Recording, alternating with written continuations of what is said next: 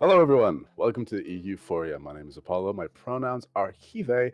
I am a sexy black man with glasses, some light facial hair, and dreads. Before I get into the whole shebang, let me introduce you to our players in order of how I see them on screen. God knows what this overlay is going to be, but it's going to be incredible. Rachel. Hello, my name is Rachel Williams. My pronouns are she or they. I'm a sexy black woman, also with glasses, no facial hair, but I also have dreadlocks. We're a good looking cast. Oh my God, we're twinning. Dread.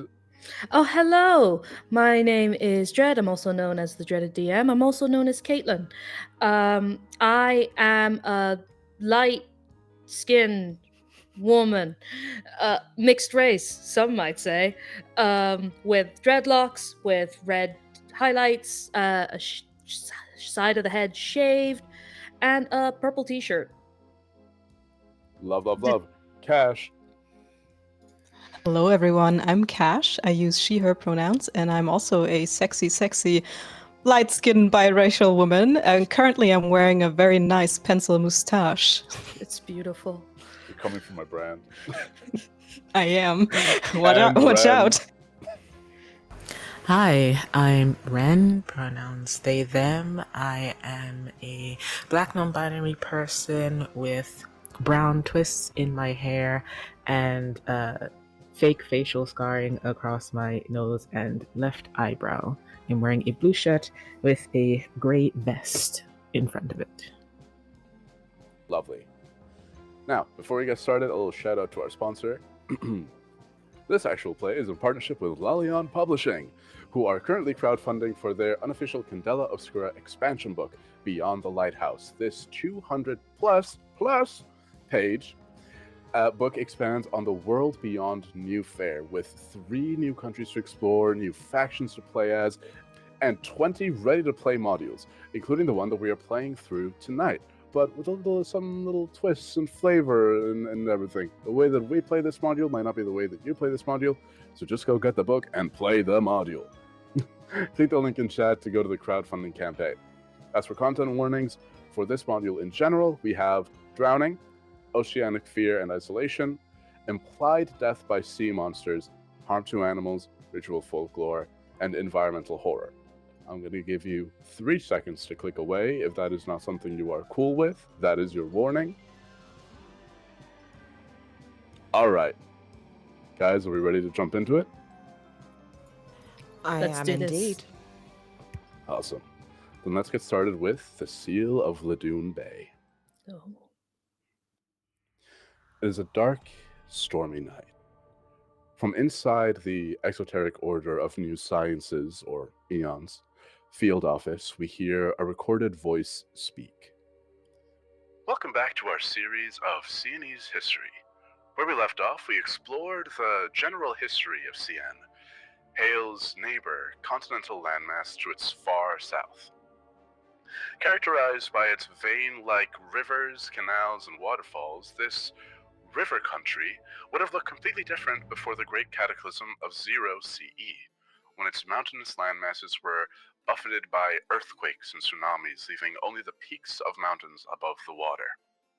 Centuries later, the people of Sienne have adapted and reclaimed the land, though they remain somewhat isolated from the outside world. Sienne has lovingly been called a country of contradictions. Its people are vibrant, colorful, and curious, but are also intensely devoted to their beliefs, and are very strict about their traditions, many of which have their roots in truly ancient practices.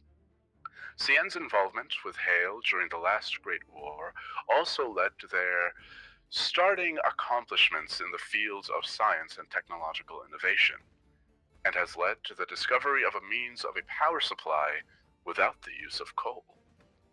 Truly remarkable work. The Siennese people continue to blend their pioneering scientific minds with a deep respect for their ancient folklore. And speaking of folklore, this episode in our series brings us to the beautiful seaside town of Laddùn Bay. Laddùn Bay. Laddùn Bay. Click. The record scratches to an end as a hand lifts its needle. This hand belongs to a woman in her 40s, poised, deep in thought. Despite being in her office, her hair is pinned up precisely, and she has complex, colorful tattoos winding from her wrist up to her neck, showing detailed depictions of marine animals and aquatic plants. Dr. Giselle Fontaine looks at the record. She used to study this historical account of the bay before she got assigned to lead its field office. It's a shame that it seems to have reached its limit of life. She looks at the clock. Shit, it's late. She grabs her coat and locks up the field office. Night drapes Laddùn Bay in shadow as the residents slumber peacefully in their beds. Far and beyond the mouth of the bay, jagged rocks rise from the dark waters like teeth. Perched atop the wave-beaten rocks, glowing eyes blink open. 12, 24, watching, waiting. A muffled crack reverberates through the water as something breaks beneath the waves. A blinding pulse of blue-green light shudders soundlessly throughout the dark night. The seals of Laddùn Bay huddle together, moaning and chirping in confusion. The seals remain there, glowing eyes starting down at the water, and the light fades beneath the waves. The next morning, both the beach and the surrounding streets have been cordoned off. The bright pennants of the barriers flap in the sea breeze, bearing the mark of Sienne's National Police Force, the Royal Marshalsea. A crowd of onlookers in brightly colored clothes have gathered outside the barrier line, their chatter hushed as if concerned that they will be overheard from the beach. The pebbled beach, normally filled with people taking in the sun, is now covered with dozens of brown fur seals. The seals alternate between glancing back at the crowd and staring out at the water, blinking and shifting restlessly as if something is decidedly wrong. Frazzled-looking police officers are attempting to keep curious tourists and concerned residents back from the beach.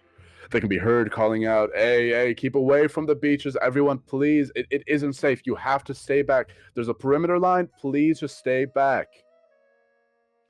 Dr. Fontaine stands outside the Aeon's field office and speaks in a hushed tone to her assistant.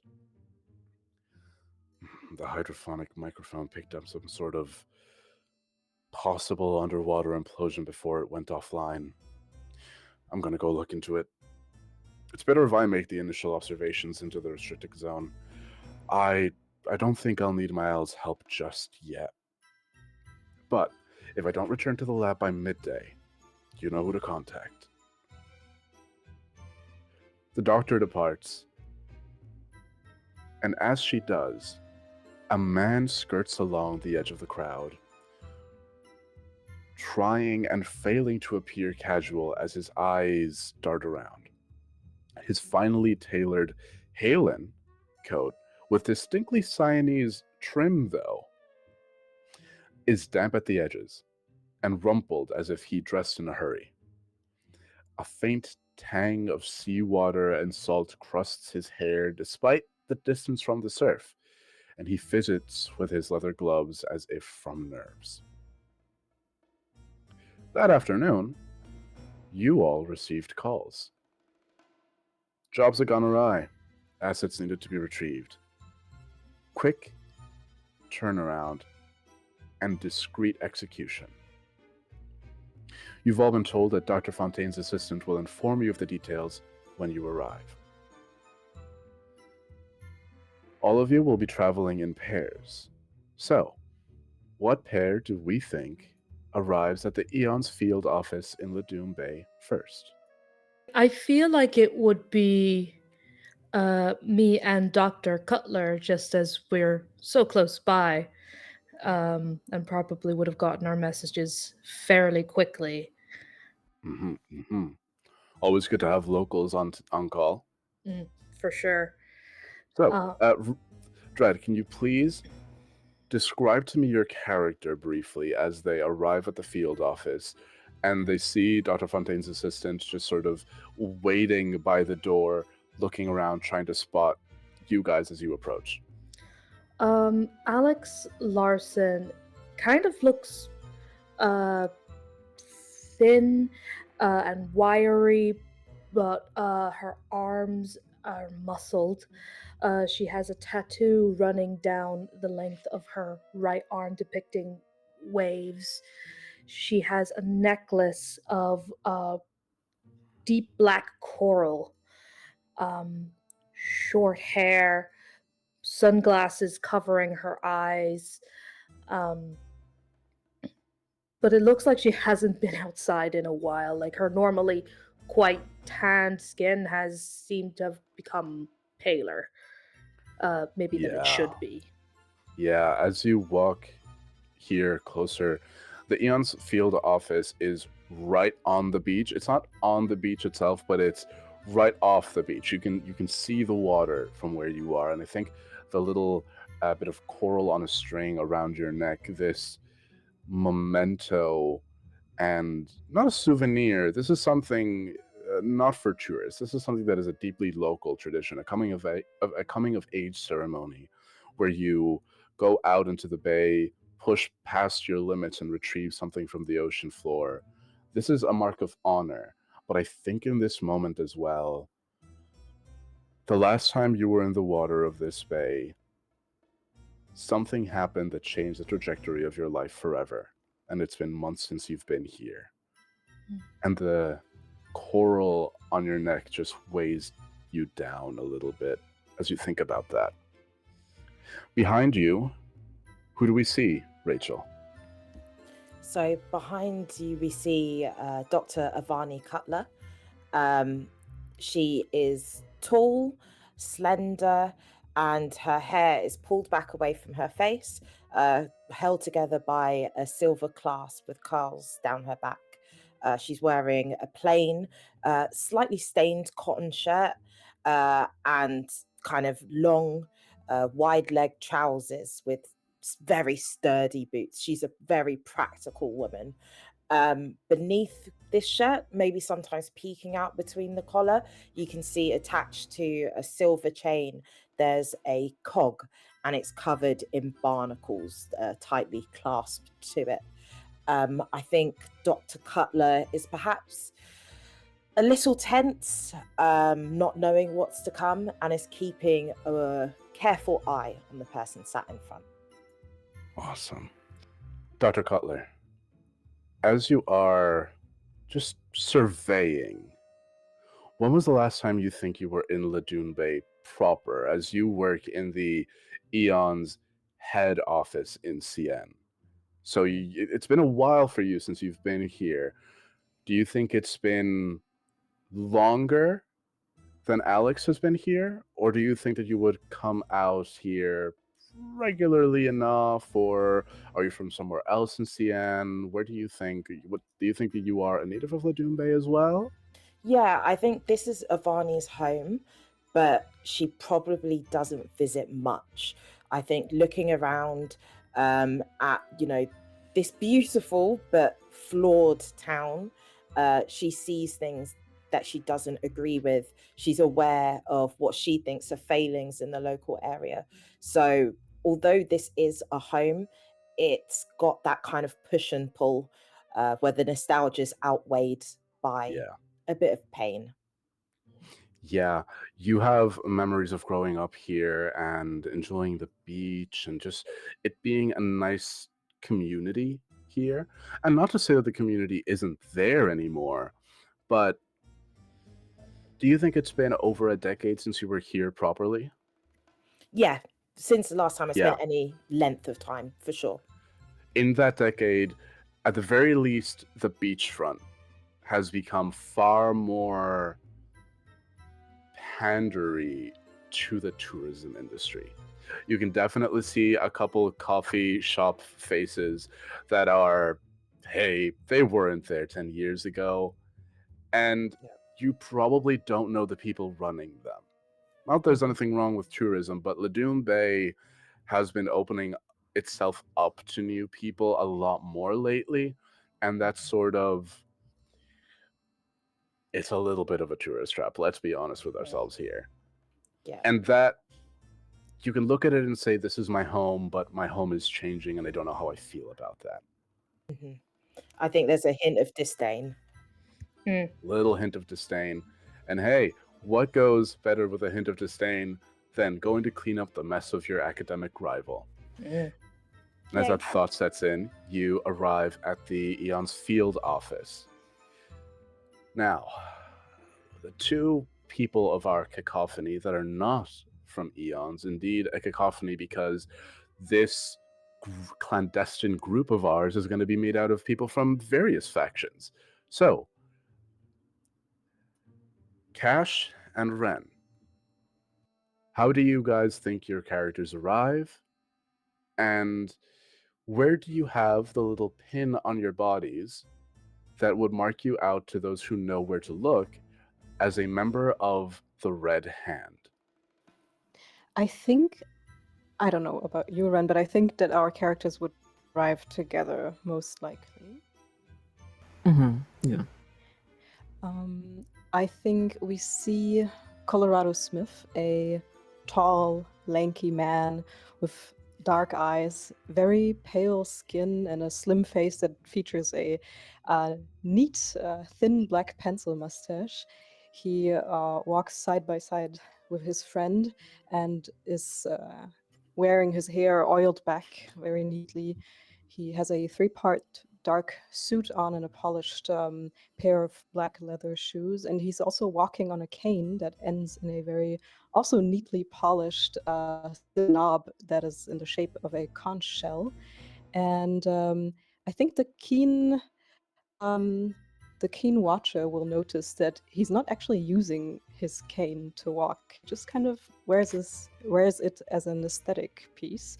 And I think he will turn as we're walking and kind of gently brush over the pin that is placed on his collar and kind of move it around, smile a little bit to himself and then to his friend and say, "Oh, I think this will be an interesting night, will it not?"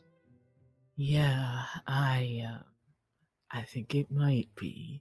And walking next to Colorado is Montana St. Clair, who has quite a few abrasions on her. It's the first thing that you notice. She's got old scars across her face, across her right hand, but when you look to her left hand, it is not made of flesh and bone. It looks almost porcelain, but it wouldn't be anything quite as fragile. There is machinery and very intricate construction in what she's carrying as a prosthetic arm. But you can only see up to about the elbow as she has her sleeves rolled up. You don't know how far up it really extends. She is wearing open at the collar, sort of loose and mobile, striped shirt with a waistcoat over it. Maybe there was a jacket that accompanied this at some point, but it's long been discarded. There's no mobility for her in that. And she is sort of just tossing a little, it almost looks like a bag of seeds just back and forth in her hand, like a little hacky sack, just to keep something moving in her hands, just to keep it active. The little pin that signifies that she's a part of the Red Hand sits just underneath a little red No, the pin is red. It sits underneath a little blue kerchief that sits in her waistcoat, just beneath it. Do you think it'll be a good day or a bad day? Well, either way, it will be fun, I'm sure. I'll take it. I'll take it. As you guys say that, Colorado, what a man. Colorado, you're looking out. You said you're sure it'll be a good day. Do you think that this is because maybe the Red Hand has overreacted in calling for you to do this job? They would only call you if it was of the utmost important and quite urgent. Or do you think that maybe, just maybe, this is the job that gets you the dirt you need to get out from under the hand? Oh, I am sure that this is the job that will get me out of that situation with the Red Hand. They are so desperate if they come up to me and ask for this very urgent matter that I think there must have been something that has gravely gone wrong. Maybe me and Montana can use that to our advantage. Yeah. Sir Verrill, the man who bailed you out of jail, has had his metaphorical thumb over you for years now. And the desperation in his voice when he called you, yeah, something's rattling him. This is going to be good. And Montana, as you are walking, you see the people that are looking at the seals on the beach. It's now, you're maybe an hour or two out from nightfall. You guys got the call in the afternoon, and it was a very quick turnaround. They called people that they knew could get into the location quick. There aren't that many people apart from the officers of the Royal Marshalsea that are lining the beach. There are a couple, definitely not locals, 100% tourists. You're looking around, and you know that locals will have that necklace or tattoos that relate to marine flora or fauna. None of that. These are all tourists, most likely Halen, and they're all looking with bated breath at these seals. Every now and then you'll see someone make eye contact with a seal, and then they stumble back a couple of paces, and they give the seal a look that you are deeply intimately familiar with, because it is the seal that people have been giving you ever since the incident that made you lose your arm. That look of, I don't know what just happened, but it was unpredictable and bad. And you see that across the looks of people here. And very noticeably, the police are only here to stop the tourists from getting too close. The police are not even looking at the seals. They have their backs to the seals. As you guys walk down the beach walk, you guys arrive at this big stone and steel building, this edifice that has been constructed right on the edge of the beach. And as the four of you convene at the steps of the Eon's field office, our group, the Cacophony of Wave and Sealskin, is convened. As the four of you arrive, you see that at the top of the steps, right in front of the door, there is a youth. Let's call them about 24, 25. Actually, Alex, if you strain to remember, you might be able to recognize this person. Their name is Matthew. Matthew.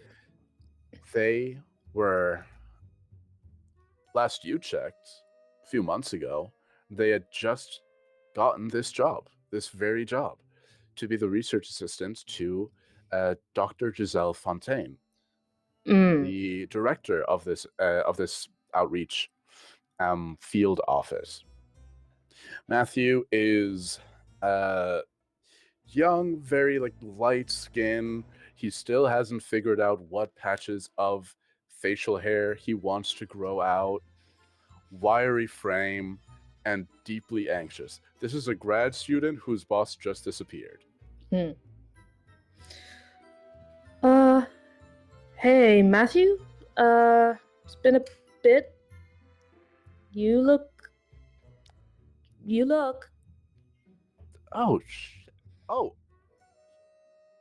I thought I recognized the name on the sheet. Yeah? Was it Alex? Yeah. Larson. Alex. Damn. How are you? I haven't seen you around in so long. Yeah, I had a medical thing. I had to get out of town for a bit, but I think I'm doing better. Pardon me for asking this, Dredd. I don't remember if you said it in your description. Do you wear anything to cover your eyes? I wear a pair of sunglasses, like dark Perfect. sunglasses. Alex does not see your eyes and does not know to question them. Alex Better not. turns to look at Dr. Cutler and says, "And Dr. Cutler, correct?" Correct. Perfect. Thank you so much for being here. Dr. Fontaine specifically said that you would be the best person to consult with the matter of the machinery that she went to check on. She hasn't come back yet, so you will definitely have more. You'll have more. You'll have more knowledge. This kid is scrambling, anxious, nervous, does not want to be on this beach. Sorry, Matt. What was she trying to check? She looks at this little. What's the name of this thing now? A clipboard? Clipboard. That's it. Yeah. I almost said spreadsheet. Goddamn. He's flipping through pages on a clipboard and says, "The hydrophone, the hydrophonic microphone. It's a device that the professor has been developing, and I didn't know it was out for field tests yet. That seemed like it should have been a bigger deal. But all her research notes and all her developmental notes, all the machinery notes, Dr. Cutler, will all be in her office. Her office is locked, so I'm sorry about that. I think there might be a spare key around somewhere." He then turns his attention to the two Red Hand members of our Cacophony and says, "And are you two the ones that Sir Verrill sent?" Why, yes, indeed, that is us. I'm very happy to make your acquaintance. My name is Colorado Smith, and this is my dear friend, Montana St. Clair. Montana. The pleasure is all mine. My name is Matthew de la Rue. Yes, so from what I was told, I don't know how much you will know versus what I will know. There was a joint project between Sir Verrill's team and some of our tech. So Dr. Fontaine instructed that he should be involved in the efforts to figure out what's been going on. Is there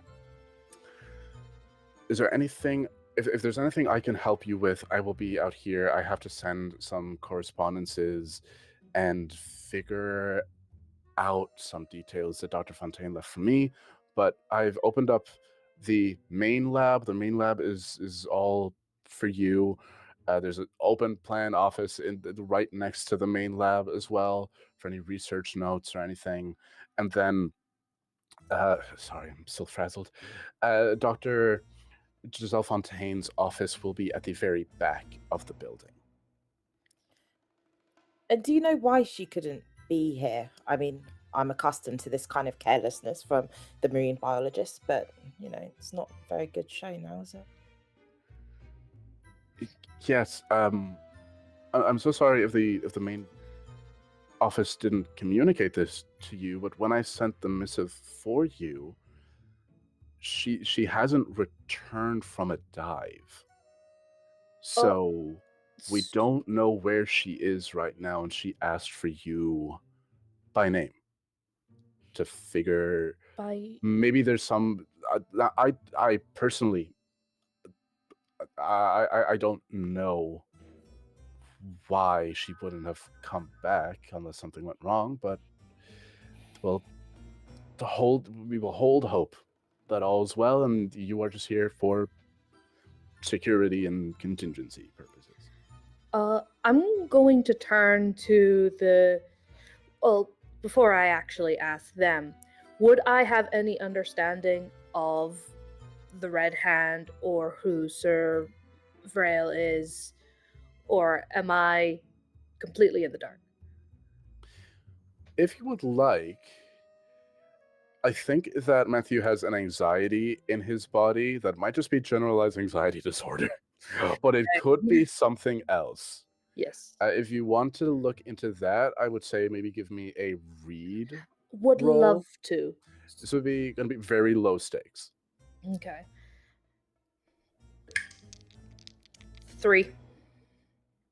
3. 3 is a mixed success, low stakes.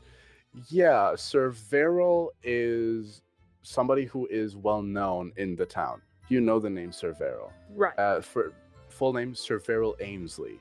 He's a very rich man who is not a local but married a local.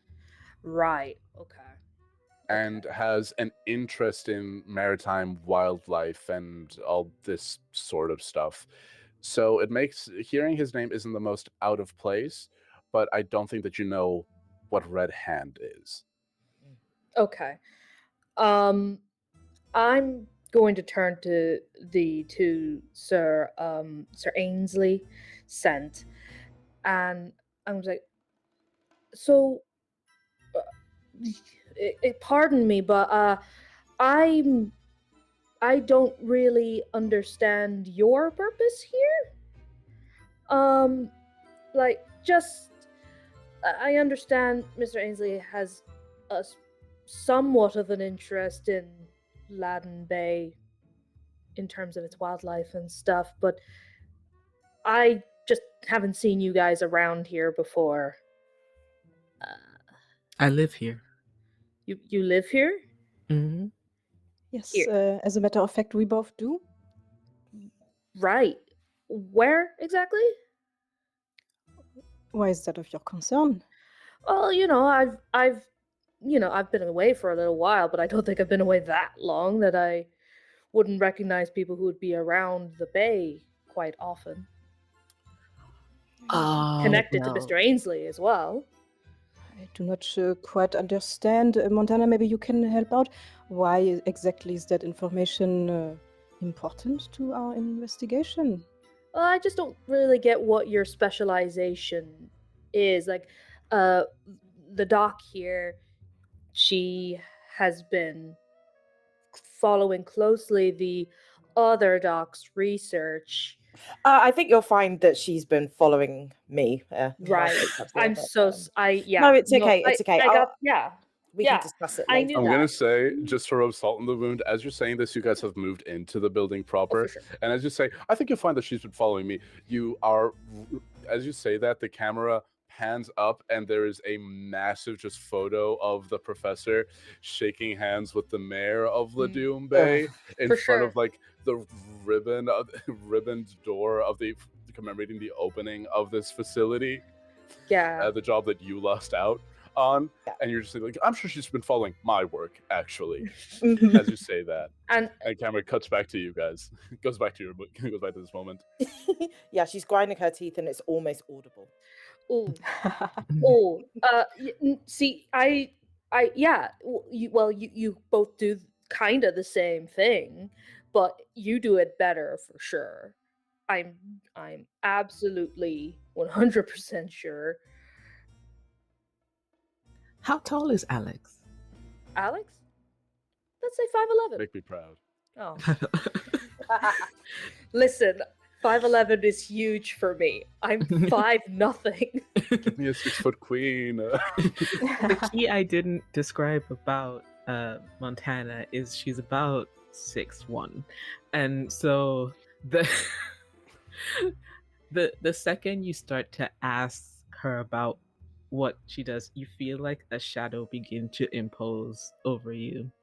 And she's going to lean in slightly, but as she leans in, you can see hanging from around her neck a bit of purplish looking sea glass that's sort of very rough hewn.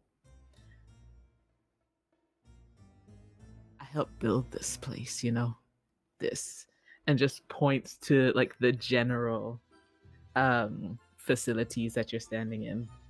As you see, you guys are in sort of the, not a foyer exactly, but you're more so in the reception area. Any sort of scientific building needs at least a reception area where a little desk can be set up so that people can come in and ask for certain people, and they don't have to be confronted with stacks of research papers and chemicals and trays and samples and the chaos of science.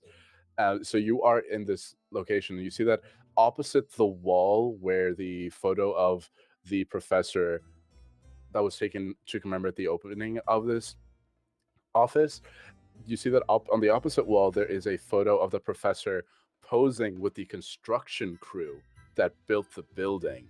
And you see right next to the professor, pretty much arm in arm, you see Montana. Right. Okay. Me and Funty go Alex way is back. eating shit. I'm eating so much shit. And I'm just like, okay, listen, maybe it would help if I said my role. I'm a diver. I dive for things, okay? Mhm. The doctor might understand the research. I'm trying to understand your role. I'm not trying to, what's the term, have a pissing match about who's more local to Laddùn Bay. Oh, this isn't a pissing match. I thought we were just having fun. Do you want to do a pissing match? We can. Now, Montana. I think we might have got it on the wrong foot. Is that how you say it now? Possibly there's a sort of awkwardness to this young child's question. Perhaps 27. we should first of all introduce ourselves. Now we haven't really become acquainted with each other. My name is Colorado Smith, and I'm somewhat of an, let's call it, archaeologist. I am someone that likes to understand the history, collect certain trinkets from the past, and I'm also somewhat of an investigator, if you would like to call it that, because I'm acquainted with finding clues to interesting things. So maybe that answers your question. Fantastic. Which institute are you from? What do you mean by institute, if you do not mind me asking? Oh, I'm just asking where's your center of research, really, or where you trained, or these. Now, just because I say that I'm very interested in certain historical artifacts does not certainly have to mean that I'm an academic, no, does it? So you're a hobbyist? You could say that, yes.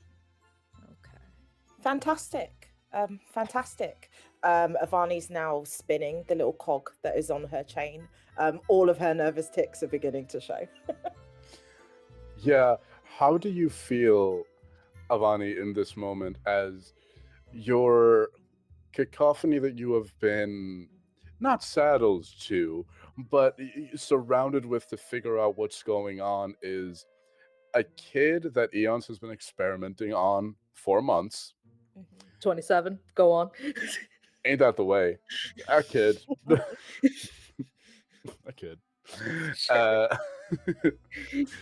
A hobbyist archaeologist who is dodging questions like they are Neo in the Matrix. And Montana, who generally just seems real chill, but just seems like muscle. Yeah, yeah. This is not a team that Avani is used to working with or collaborating with. And also, the environmental storytelling is shouting that she is not as great as she thinks she is. So I think she's feeling, if you'll forgive the metaphor, like a little bit of a fish out of water. I won't forgive it, and I will have my revenge. Cool. Perfect. Thank you. Yeah.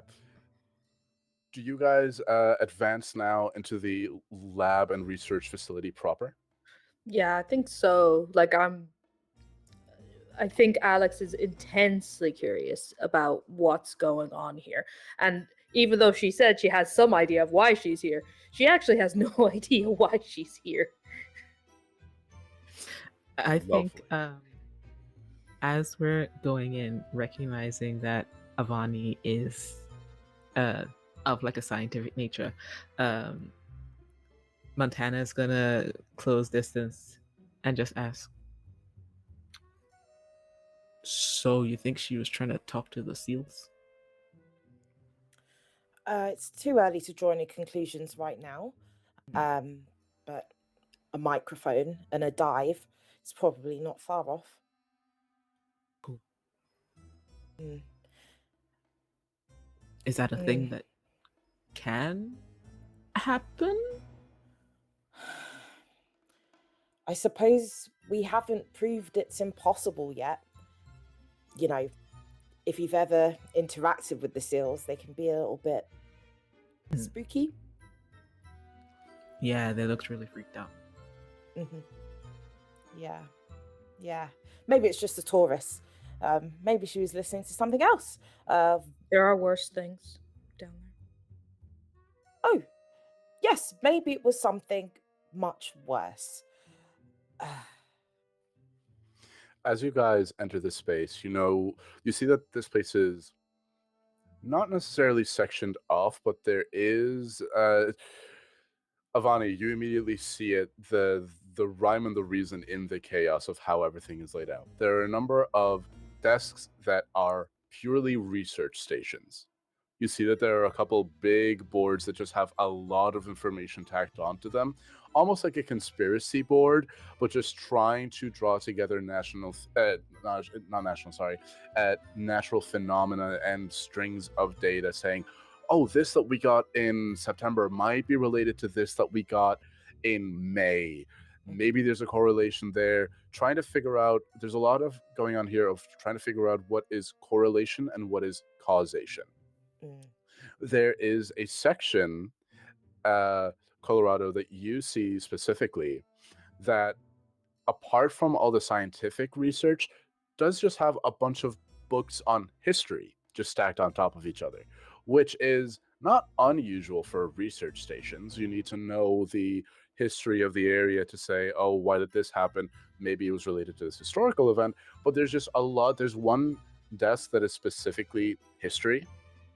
Then there are desks towards the back, and you see that they kind of break off into their own laboratories where they have samples of the plant life. Then they have also a couple places that are just marked as biohazard, organic materials within, etc., etc. And you also see then that at the very back, again, there's a big, just double doors, big double doors that has Dr. Giselle Fontaine, and then underneath is a little plaque with some sort of writing that you can't see from the far back. So I will ask if any of you feel that you are drawn to any of the sections. Tell me what you want to do in this space. We will assign roles and we'll see what information we can get from you. I will remind you, the place that you are aiming to get to, or at the very least the place that Matthew told you that the bigger answers will be, are in Giselle's office, and that is currently locked.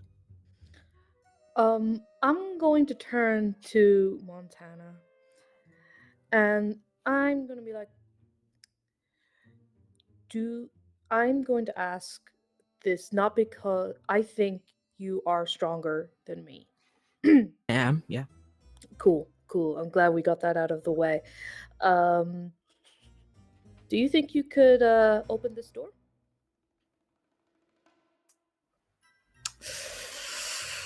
Probably. I mean, we could look for, I don't mind looking around for a key. In fact, I'll look around for a key just to respect. Child, I'm sorry. I do not want to interrupt you, but when Montana says probably, she is actually referring to the word yes. So, Old man? of course, she is. Old man? I understand that. I'm just saying I want to respect the Now, doctor's who are you space calling an first. old man? Who are you calling a I child? do not, and I turn around and I look over my shoulder and I go, I don't think that I see an old man. Oh, this is funny. You should look in a mirror. Well, we do not have a mirror here. Anyhow. Actually, I'm so sorry to burst your bubble. There are so many reflective surfaces in this building. Colorado does not see them. Never seen a mirror. Tried it. Anyhow, what my dear friend here is saying, by probably she means yes. She can most definitely open the door.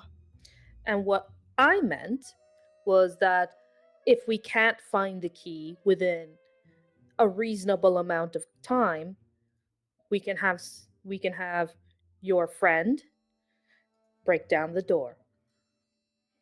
How No, about but that? Why waste the time if we can go about right away? I feel like I should respect this person. She does have the keys to my freedom, after all. Let's break the door. Oh, okay. Yeah. Lovely. All right. Yeah, okay. We're breaking the door. How are we going about this? What approach are you guys going to go for this? Montana is going to walk up towards the... What kind of door is it? Rectangular frame. Double doors. Wood. There's the name tag for Dutch Giselle Fontaine. And then there is a little plaque that says, "Together we build a brighter future," underneath. Does it say who the plaque is from, or if it's a quote, or? It doesn't say anything. It just kind of says it. It's just presented to you. Mm-hmm. Yeah. Avani rolls her eyes. So good. Could I do maybe like a survey roll just around the room, just to see? Like, we know the juicy stuff is in the office, but on the off chance I find the key, I'll do the due diligence. Okay.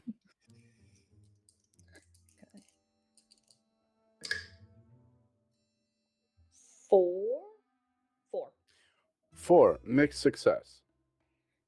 Due diligence. Give me 1 second. I'm going to consult a little something in the book, which definitely isn't a bad sign. No, that's good. Don't ever think that me consulting the book is a bad sign. Okay.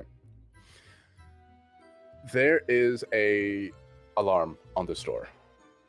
Interesting. Okay. There is an alarm on this door. Okay. I'll say that first and foremost. Interesting. Okay. You haven't tripped it yet.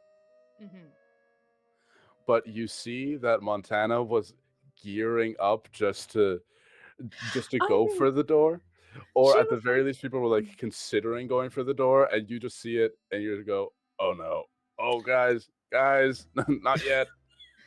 Yeah, no, I'm gonna like, it's like, whoa, wait, don't hit me. Montana just had like a hand on the door. It's like, cedar. You were just gonna pause.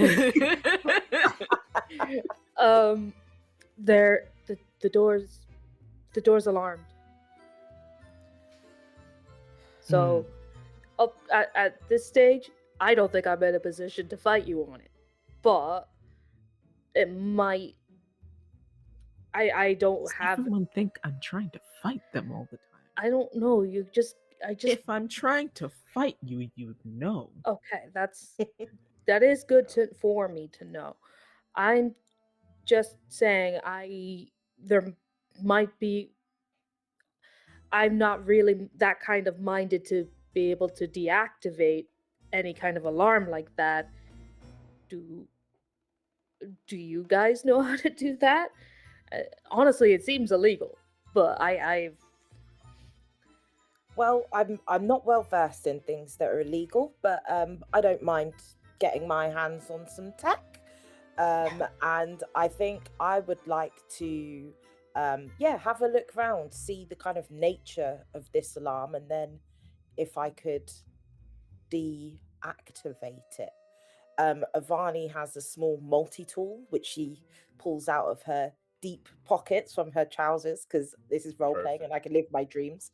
Very deep yes, pockets. Deep trousers. the cargo pants are so deep. Yeah. That's the fantasy you want to bring into this world? Just Yeah. big cargo pants? Okay. Yeah. My pockets What are about so it? small. What about it? That's so real. And I feel your pain. And you have the biggest cargo pants in the world.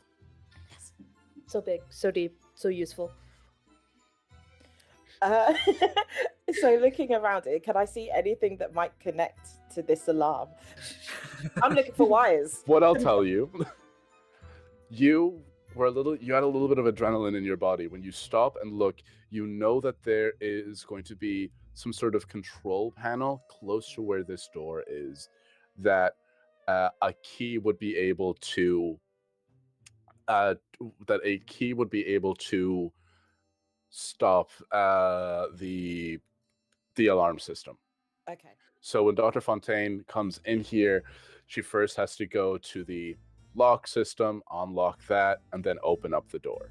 So it is customary for agents and buildings and facilities to have a spare key somewhere just for the security system, just in case. Great. So you know that the main security system for the whole building is off, but maybe the one for just the office isn't off, because those will be 2 keys. And that is what you know in general. If you want a little bit more, low stakes, give me a survey or focus. Can I do focus, please? Yes, you can.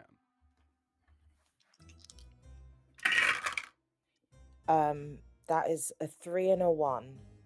They're both failures, right? And it's low stakes. It's low stakes. They are both failures. You are Then thinking, I'll take the 1 and keep my gilded die. Yeah, so you can regain a drive if you've spent a drive already. Okay. Yeah, big win. Sweet. Failure, yeah, no, there's Sorry, guys. you're looking around and it's just, there's nothing here. But what I will say is that as you're trying to survey, you're trying to look around, there's a lot of redacted files in this office, and your academic mind can't help but focus on those instead. Can I take a second to maybe have a little flick through? Well, it's all redacted, so I wouldn't see anything, would I? Can I take one of the redacted files and hold it up to the light to see if I can see any words through the redaction? Yes, you can. Ooh. You do that, and what we'll say is you hold up the page to the light, try to see if there's any redactions. We're going to carry over that failure. You're expecting writing. Whatever they blacked this out with, replaced the writing or put in its own writing underneath. Okay. And you find a line that is long enough that you can read the full sentence of the redaction.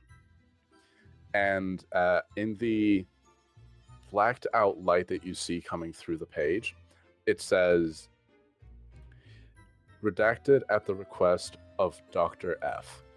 Yeah, and then it says, see office for further details.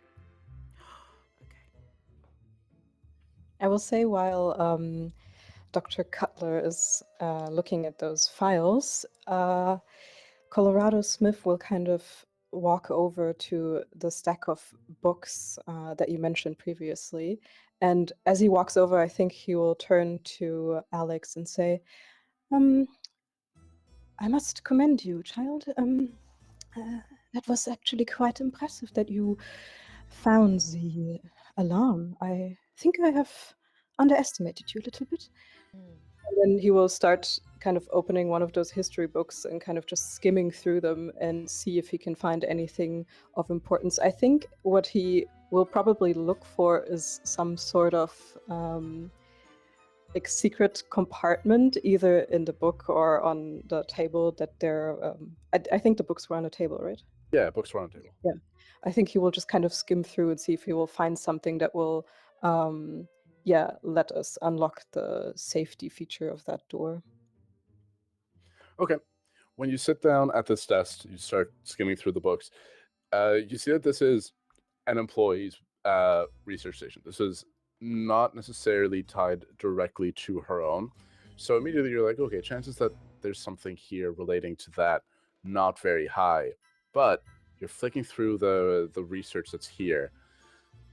If you are just flicking through, I'll call it a read.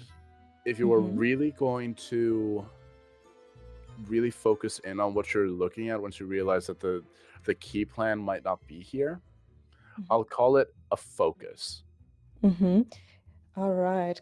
Could I argue for a sense? Because what I'm trying to do is really kind of develop a feeling for what is important on this, like how this desk is organized to accommodate the person working on it, to kind of focus on the most important things for this person sitting and working here. So I'm kind of trying to understand, to get in the mind of this person, how they arranged this in order to understand what is of importance. So less than just looking at the research, you're trying to build the profile of what were they asked to research from what they gathered. Yeah, we can call that a sense roll.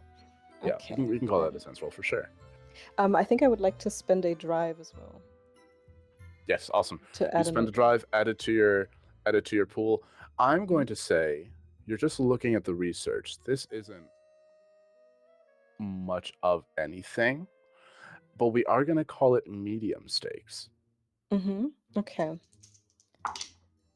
So that's a 4 on my gilded die and a 1 on the regular one. So I'll take the regular die and not take a drive back. So you want to fail it? No, the 4 on the gilded. So I'll take. Oh Yes. no.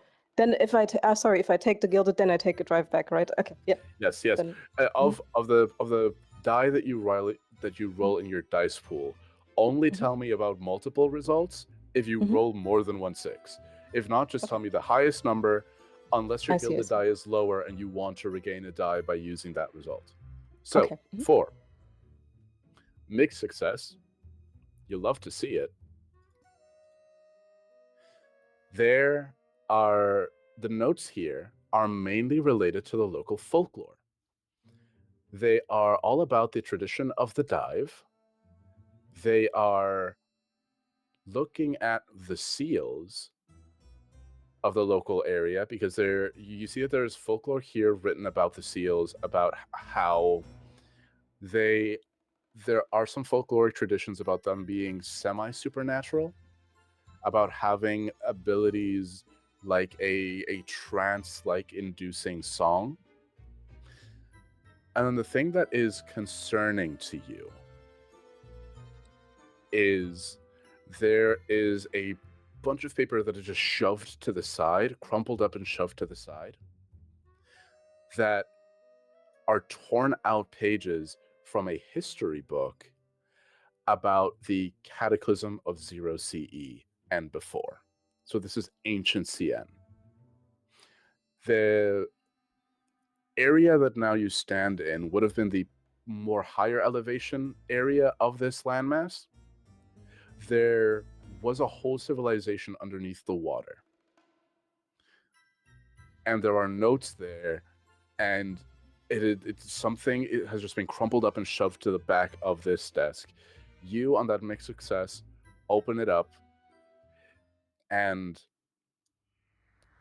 in your field of investigation, in your years of going to sites and being an amateur, a hobbyist archaeologist, items have power, symbols have a lot of power. And the more you know about the symbols of power, the more you yourself are susceptible to them. You see a depiction of a fish-like eye there, and you can feel something looking at you through the image. Could you please mark 1 bleed for me? Ooh, yes, I As you stumble will. across some research that this scientist found while doing background research, and it freaked them out so much that they shoved it into a corner because they weren't brave enough to throw it away lest somebody else find it. Very interesting. I will say at this point, as my role is weird, I get to choose a specialty, and one of the specialties a specialty that I chose for this is the specialty Let Them In. Whenever you take 1 or more bleed marks, you also gain additional information about the phenomenon that harmed you. Ask the GM 1 question about the source of the bleed. Hit me. Let's go. I want to ask a question about the source of the bleed. Does it have to be a very specific question, or can it be a bit more general? If you ask me a general question, I'll tell you a general answer. Okay. I think in this moment, the question that will form in Colorado's head will be, is this eye that is looking at me from where I'm seeing it, is this an eye of one of the seals or the seal phenomena, or is it something else? Okay. What I'll tell you is the eye in its crumpling was also desecrated in some way. There were a lot of scribbles around it, like the researcher tried to scribble out the eye so that it couldn't look at him or hurt him. It is definitely an aquatic eye. Seal might be the right track, but you're not 100% convinced that it is exactly a seal. It is an aquatic eye, though. And I think I will kind of push this eye away so that it can't look at me anymore. And then I will turn to my friends and go, well, I think we have a problem. We should most definitely get into this room. Okay. There is something quite wrong here. I think whatever or whoever has taken the dear Dr. Fontaine might come from somewhere deep, if you understand what I mean. I was standing near Colorado because he was calling me a child again. Can I see the picture? Yeah, you can, and I'm not even going to make you roll for it because sometimes the truth hurts more. That was your eye. Oh no. But I don't recognize this because you're wearing sunglasses, right? Yep, you don't know this. Hot girl summer sunglasses stay on. Is it yellow? It was written on an old page, or like an old encyclopedia of local folklore. Right. So the page itself is a little bit yellow just because it's a really old book. I see. I immediately rip the page. Colorado, you see Alex take the page, rip it to shreds, put it aside. No, child, what are you doing? You are interfering with our No, investigation. you saw it. It's fine. You will remember what it looks like, and we don't need to look at it anymore. And you said it might be looking back at us. We don't need to look at it anymore. I'm going to cut us away from here real quick. Montana, you're looking around at this building. You built it. You for sure know where that key has to be. If there's any secret compartments, if there's anything, you are the person to know. The plaque this might end up being a little bit of a retcon in case I forgot to put in like one line of the riddle very loosely. The plaque. Together we build the key to a brighter future. There's something there. It's not attributed to anyone, so it's not a quote. Together we build the key.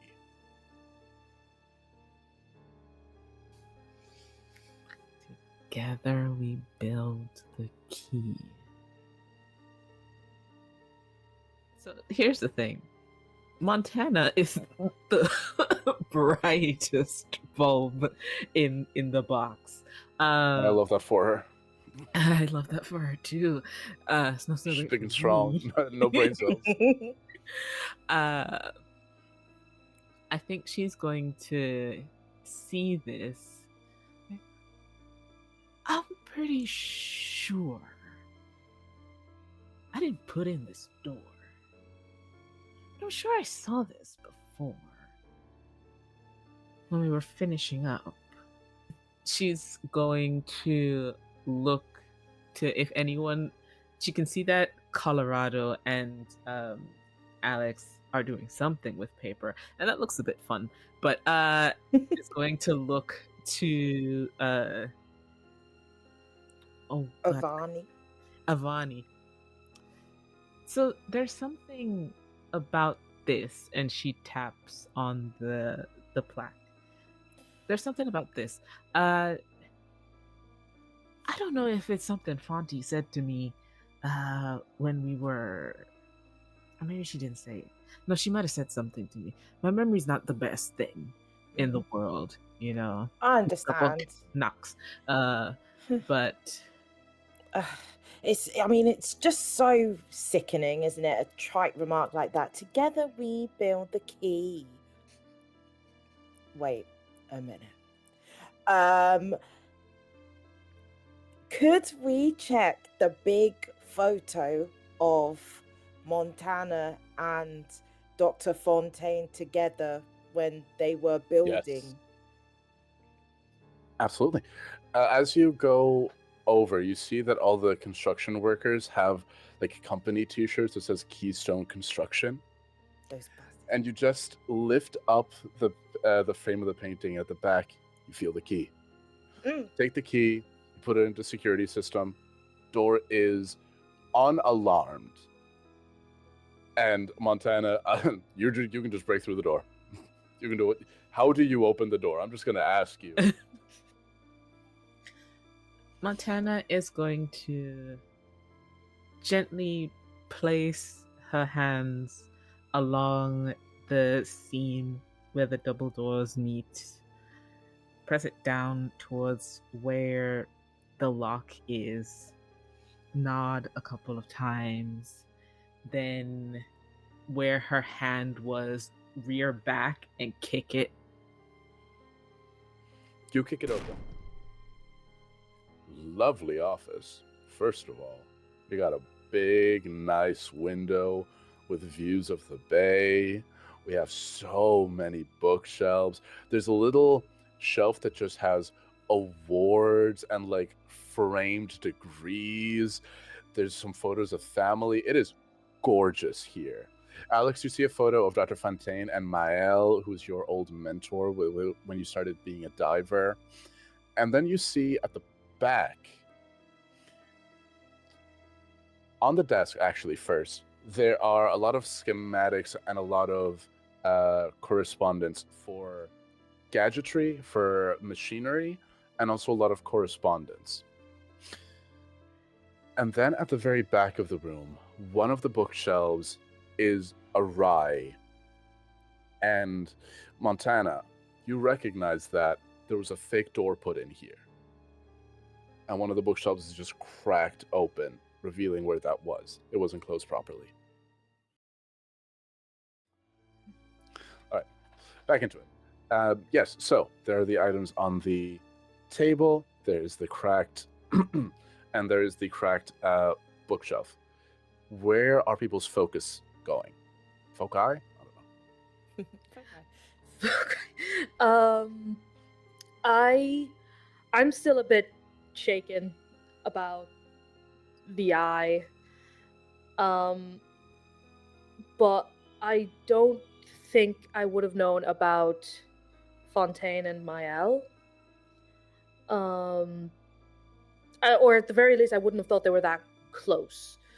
So I'm just gonna take them. I think I'm gonna go over to the picture and just take a look at it. You go over to the picture, and you see them.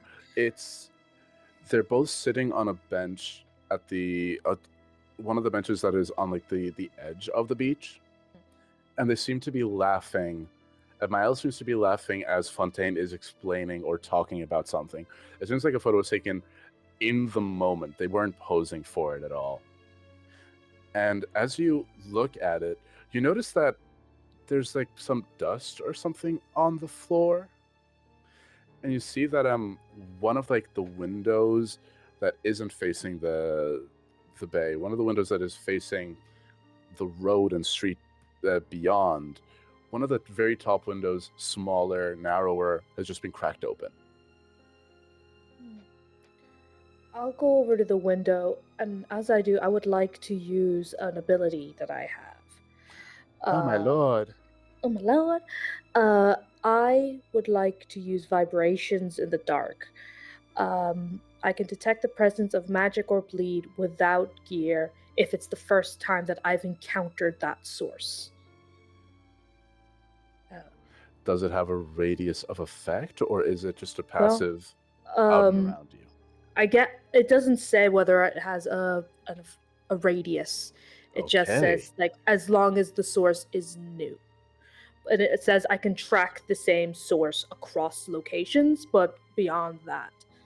This is great. This is great, and I love this. It doesn't ask for a roll, so I'm not going to ask you for anything. And that's great and lovely and beautiful. There are a couple sources of bleed here. You sense that a lot of the research, especially a lot of the research papers, have residual bleed. Like the sort of bleed that you would get from being close to something. It's like a lingering smell of bleed. It's a lingering sea salt that you smell on those papers.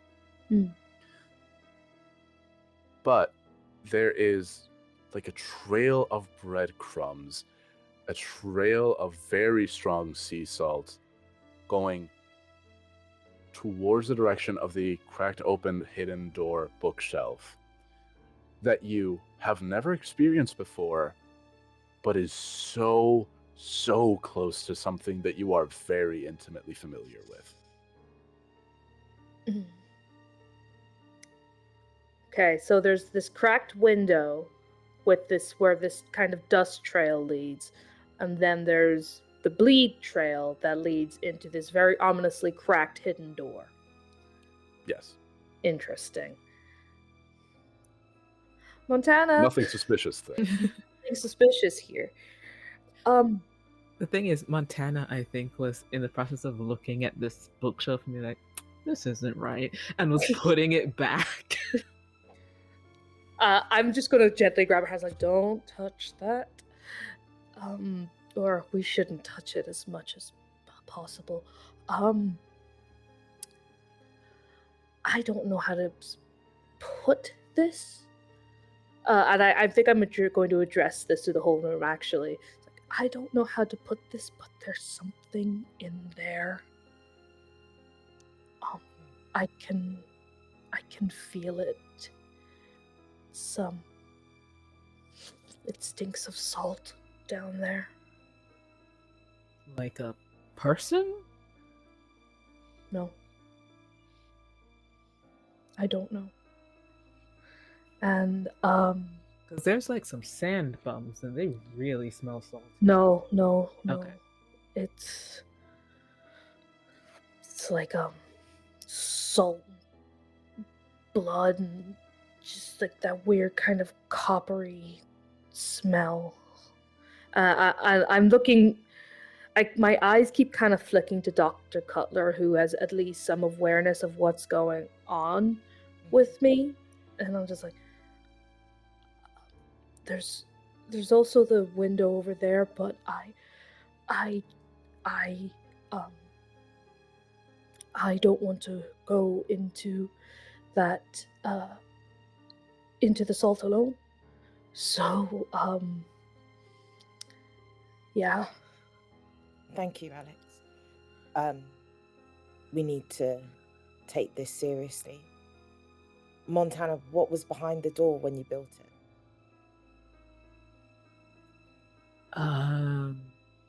Doc wanted a hidden door. I didn't really ask too many questions about what was going in afterwards. Really? Not even like a little curiosity? Okay. We had the whole place to build. It's And- fine. Let me think. And I want to use my role as an occult researcher to take one brain mark to ask you for an occult detail that I might recognize but has not yet been revealed in the scene. Ooh. Love. Thank you. You're welcome. You take that brain mark, you feel yourself putting yourself under actual mental strain. You go into that brain space that academics can go into where you say, I am going to focus so aggressively, I'm going to give myself a headache, but whatever I need to figure out, I will figure out right now. The schematics on the desk are for the hydrophonic microphone. It doesn't seem to be something to communicate with or to decipher language, more so almost like like to take seismic readings like from earthquakes, but something that is specifically underwater. And you see that the proposed location for it were, and I'm going to get the name right because I have it written down in the lore doc, are for deep into the submerged ruins at the heart of the sealed temple. This is an area that you can only get authorization from, probably from the queen herself. And nowhere here do you see a permit for that, or for an expedition like that. And it would have been big news if they did. Cheeky. What you also see on the desk is a letter from Sir Veril politely asking to borrow said equipment for an unofficial field run. To take it to the edge of the submerged ruins, or maybe even deeper into the area. And what you also see is that there's all the research about the seals here. As you start, you're actively, as I'm telling this, is not just all out for anyone to see. You are pulling desks out, you're pulling cabinets out, you are going through filing cabinets and drawers, and you see that there are accounts of the folklore of the seals. Again, the information that Colorado got about their hypnotic abilities, but also attestations that they are fully capable of understanding human speech. Oh no. And that some special individuals in the history of Laddùn Bay have been able to communicate with them somehow, or achieve a level of understanding with them that allowed for limited cognition and communication. I think I would share this with the group, even though I don't know the Red Hand too well. Their boss is clearly tied up in it, and we're not getting anywhere without them. So I think I would share this information with the group. Okay. Yeah. So Colorado and Montana, here you have it. Colorado, hey bestie, here's your smoking gun. They took unauthorized equipment and put it into a, for lack of better words, a UNESCO heritage site that they are definitely not allowed to do that to. Getting busted in this means busting a significant part of Red Hand's operations, and also putting Eons in some really hot water with the Royal Marshalsea. So, my Eons agents, you also see here why Dr. Fontaine was maybe so urgent to go alone, because if anybody or any piece of this equipment, if one scrap of metal with the Eon's logo washes up on the shore from the direction of the ruins, this entire place could get shut down. Oh no, how sad. uh,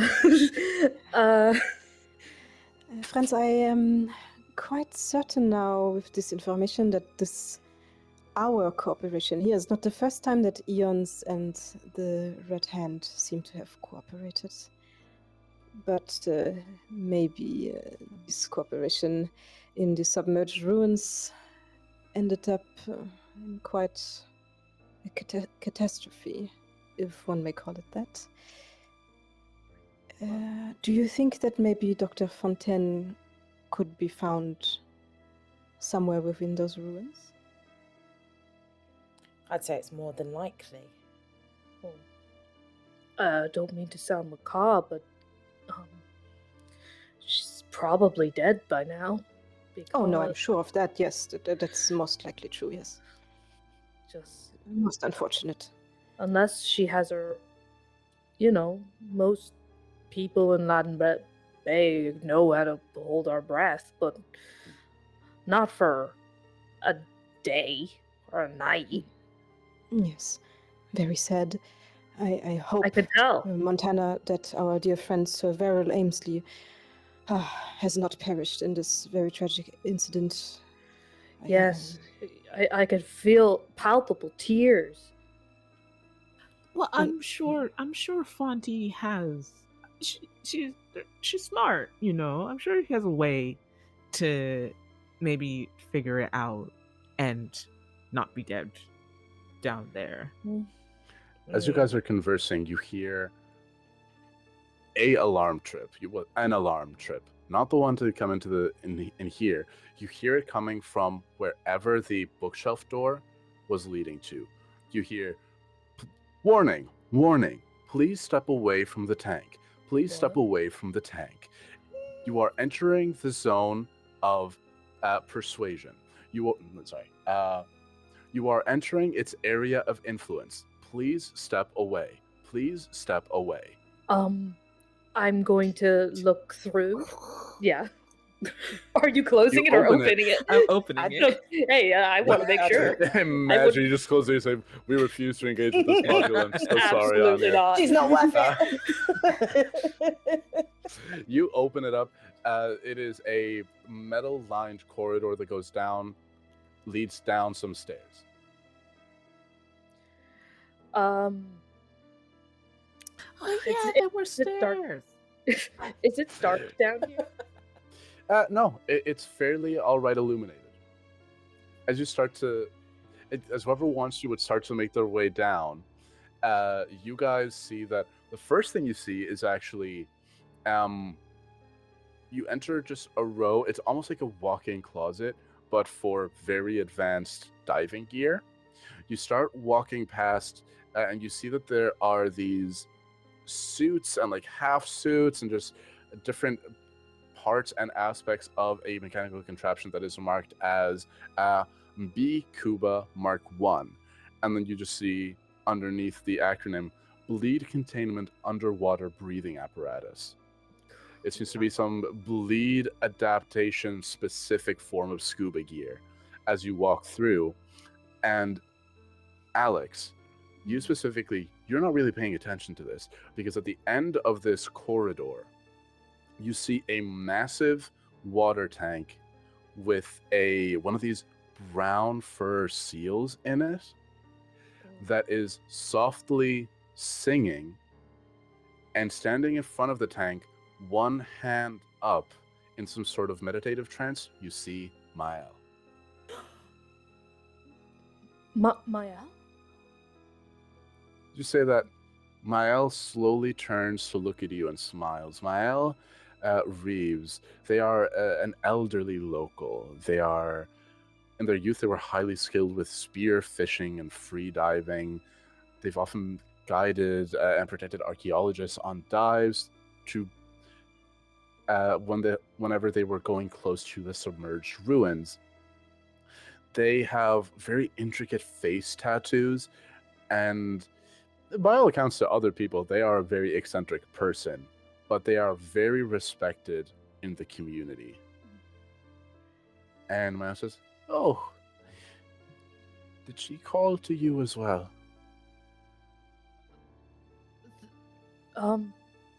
Dr. Fontaine, yeah, she. No. Fontaine.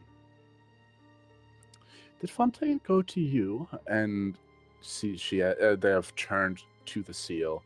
Seal, just like soft waves of sound, very softly and weakly leave the tank.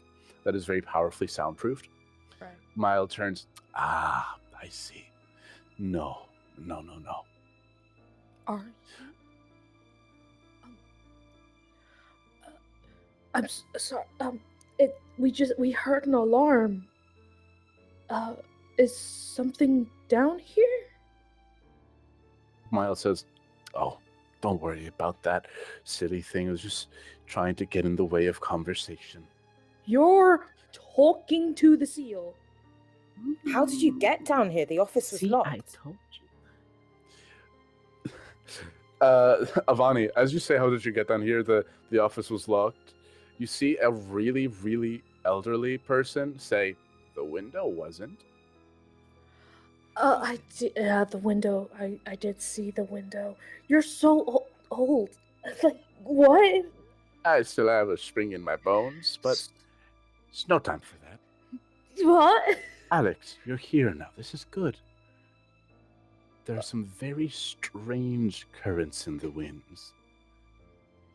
Something is brewing in the deep, and hand up to the tank. They're trying to ask us for help and to show us what is going on. The seal. Yes.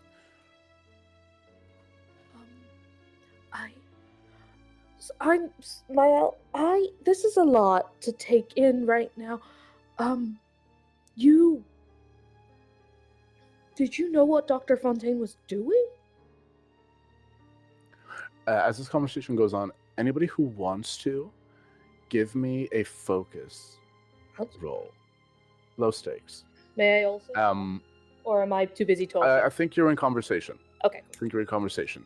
What was the last thing you asked? Sorry, Did you know what Dr. Fontaine was doing?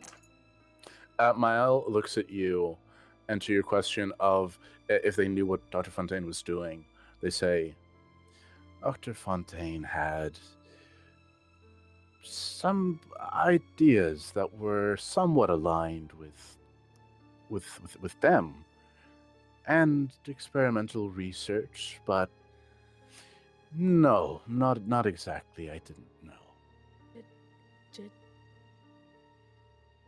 I'm gonna look back and I'm gonna lean in. I'm gonna lean into Miles. Like, did they see what happened to me?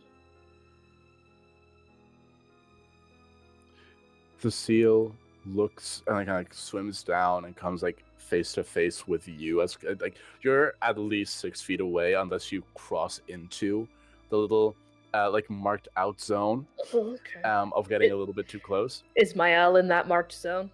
Oh yeah. Okay. Mael's been there. Yeah, I figured. It's just good to ask. In for a penny, in for a pound. I'll step in. High risk, high reward. You're gonna take 1 bleed marked for me. Great. I also have let them in. Love. Ask me whatever you want. As you feel a burning pressure, almost like you're underwater and just a lot of salt has soaked your eyes. Yeah. But now you also feel it in your eardrums. And the song starts to make sense. Not full language, but an emotional connection of understanding. Right. What is your question for me? Whose eyes do I have? That's the right question to ask. As the song shifts and the seal looks at you into your eyes, and you look at it, and in your heart, you feel a song of fear and sorrow. of something that was kept away for centuries and is back now, deeper, hungrier. And you realize that you have the eyes of something that wants to devour because it is the deep ocean's hunger incarnate. What did we get on those focus rolls, guys? What? I got 1 6. I failed. I got one. I didn't roll anything. Failed. If you failed, if you failed and you were outside the 6-foot square perimeter, low stakes. Don't worry about it. All fine. With a 6, Dr. Cutler, this seal is injured. This seal was attacked.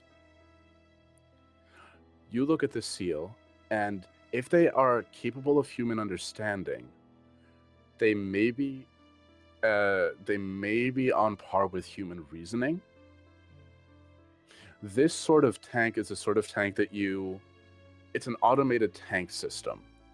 The tanks are close to the shore, but still in relatively deep areas. They work with motion sensors that are very finicky and experimental, where if something big enough gets in the tank, they will close and bring them into the lab. You think that this creature got attacked by something, let itself get caught. And you see that it has claw marks. How many fish do you know that has claws that aren't pincers? Yeah, I can't think of any. Exactly. It has claw marks, and it has a bite mark, and the bite looks like the jaw of a shark, but the size of a human mouth. Oh, Lord. Nasty. Okay. What have I done? Everything. Truly everything. I don't even know how to respond to that. It's hurt. This seal, it's hurt.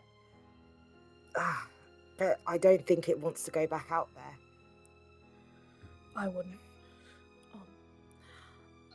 Like, I don't know how much of a trance that I'm still in, but I think, like... You're able to communicate with the people around you. Okay. It's just almost like...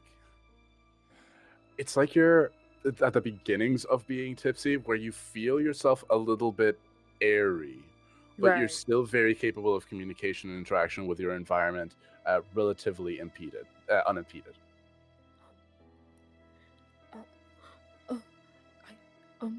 It's hunger. It's something down there is eating them. And I think it's me. I think I'm doing this. Alex, Child, what do you mean? What do you mean by you think it is you? Please clarify. I take off my sunglasses, or maybe I just brush them off. And my eyes are bright, like almost like a if you've ever seen like a cuttlefish or a squid when their eyes turn like that kind of golden luminous yellow. My eyes are that color. Oh, mon Dieu. Now I see, I understand. I think something hungry is eating the seal, or that's what's on the, or why they're on the beach. They're running or swimming from I think hunger. Dr. Cutler can see that Alex is panicking and walks over and says, "Hey, look at me. It's not you. It's not your fault, okay? This never should have happened." I went down there and I don't know what I did, but I think I did this. I think I started this. It's not your fault. We can't solve it here. But we can understand it, and then we can do something. But it's not your fault. Alex, Mile is a tiny person. For sure. They have definitely shrunk in their age, and they just sort of wrap both their hands very softly around your torso, and they just lie their head on your back, and they just say, "No, don't worry. This wasn't you. This is older than you. Older than me. Older than Sienne, probably. I've never seen it myself, but I felt it before. At the edge of the ruins. I don't know how... I don't know. Maybe it sought you out because you were younger and stronger. But this isn't your fault. Okay? Are we thinking that perhaps whatever this good Dr. Fontaine and Monsieur Viril have done might have triggered all of these events? Whatever they did with this hydrophonic microphone could have resulted in this situation? Do we know when it was put in? Last night. Last night. From the correspondences that you saw with between Viril and Dr. F, there were timeline. It was a weird one because you kind of had to work back because you only had one half of the correspondences.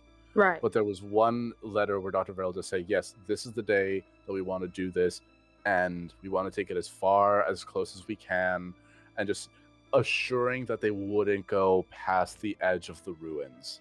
They would never. They would never.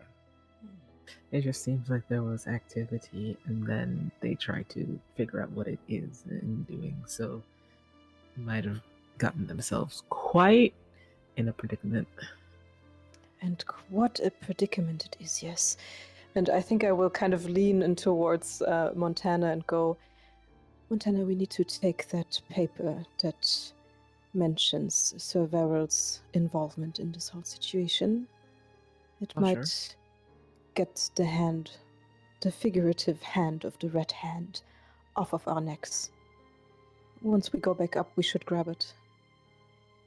You say this, Miles says, Alex, did I ever tell you the tale of the old gods of Sienne? No, and honestly, I'm not quite sure what that has to do. Well, maybe I do. We want No. to hear it. Sure. Almost 2,000 years ago, maybe even before. Where we stand was the peak of a mountain, the people at the base of it, an old and ancient civilization. They had their own gods, but these gods were not always good. There are tales of one known as the one who sings from the depths.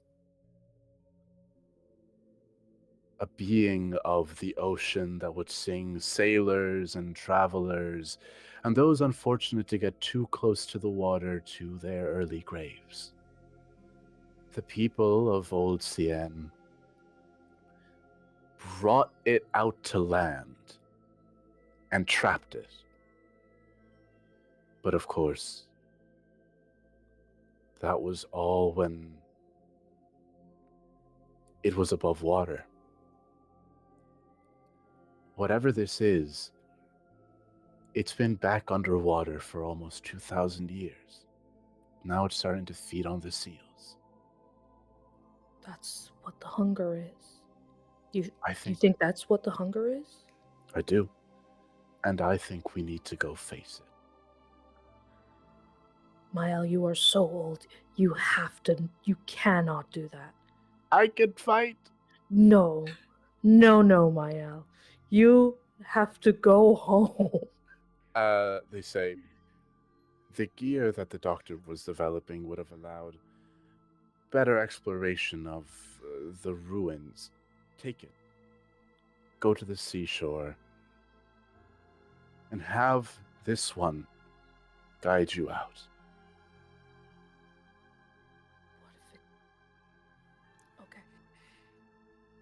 Okay.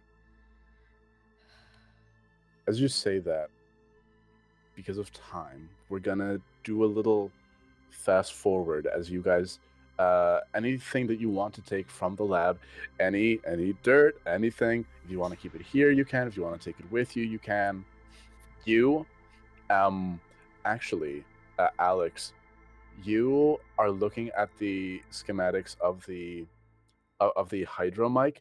They're very specific, and you're looking at them. There are a couple things you think you could improve, but also the work is.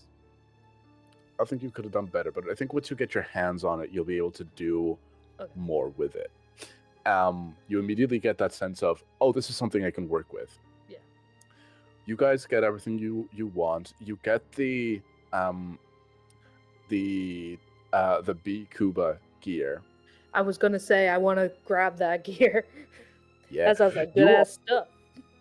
any of you that is a Siennese local can hold your breath for up to 10 minutes. It'll take longer than that if you plan on being underwater the whole time. You get the B Cuba gear, and you head out. As you get out to the beach, it is now maybe like 11 p.m. It is night now. Going through the lab took you some time. It's dark. The stars and the moon are illuminating on the water of the bay. And as you walk out, this cacophony of wave and seal skin, united in purpose, about to go out and look for what's going on, you hear a cacophony. Not this group, but a chorus of seal song. As a group of about a dozen seals are singing as they are making their way down the beach to go back into the water. And behind them, following, you see a tall white man, balding but still with some hair, is holding on. Very sharp aquiline features. Colorado and Montana, this is Sir Verrill Ainsley. And as you see Sir Verrill starting to swim out into the bay, he gets about maybe 5 wavelengths out into the bay, where you all natives know that there is a dip in the water, and you see something swim up by his side, and then you see what looks like a person or some sort of creature jump up and around him, grab him, and then you see a long fish-like tail wrap around him, squeeze like a constrictor boa, and pull him down into the water. And that is where we're leaving this episode of the Seal of Laddùn Bay. Thank you so much to Euphoria for having us for this first half of the Seal of Laddùn Bay. Make sure to follow Euphoria on all their social medias, as well as all the lovely performers here on screen. Thank you to our sponsor, Lalion Publishing, for partnering with Euphoria for this actual play. Yet again, click the link in that chat to back Beyond the Lighthouse crowdfunding. Everyone, remember to tune in for part 2. And before we go, where can everybody find you? Ren, where can people find you? I'm Ren. Again, you can find me at Mask Ren on the social medias. That is a Blue Sky and TikTok, where I do cosplay sometimes. Real Cash. I am Cash, and I was playing Colorado Smith. And if you want to find me on the internets, you can find me on Blue Sky at alias_Casalaya. It's not very easy to say, not very easy to write, but if you manage, you'll find me. If you manage, you'll find me as wild. Dread. I am Dread, also known as the Dreaded DM, and that's my handle on Instagram, the.dreaded.dm. You can also find me on D8 Dungeon, where I am part of a show called TTRPG Trials, where we run different types of game systems and talk about them. We're big old nerds, and it would be great if you guys would show up every other Thursday. Rachel. Hello, I'm Rachel Hunnigan Williams. You can find me on Science and Sorcery or on the internet at Sci with Rach. That's Sci like science, and then Rach like me. Lovely. And hello, my name is Apollo, at Tall Nerd Apollo. I didn't say that in the opening. I don't know why. You can find me on the internet, at Tall Nerd Apollo, or you can visit the beautiful and proud nation of Ireland. I'm here. You know where else you can find me? Next week. Because this week I went easy on him, and I'm not doing that next time. So we'll see you next week. Bye-bye, everyone.